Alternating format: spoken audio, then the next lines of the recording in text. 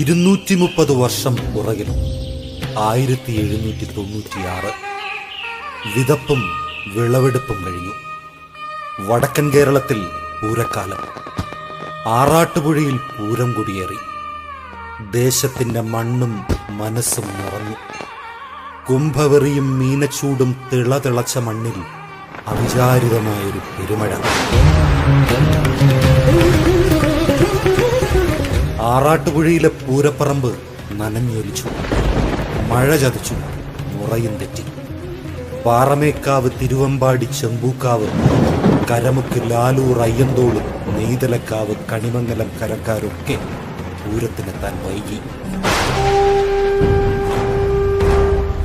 പതിവ് മുടങ്ങിയപ്പോൾ കലികൊണ്ട ക്ഷേത്രാധികാരികൾ തൃശൂർ ദേശത്തെ ക്ഷേത്രങ്ങൾക്ക് ആറാട്ടുപുഴ പൂരം വിലക്കി.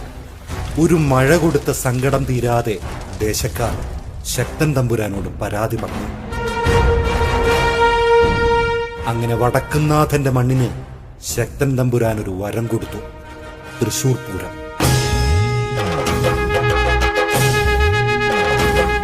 ദേശത്തിന്റെ മേളവും നെറ്റിപ്പട്ടവുമായി അങ്ങനെ പൂരങ്ങളുടെ പൂരം തുടങ്ങി.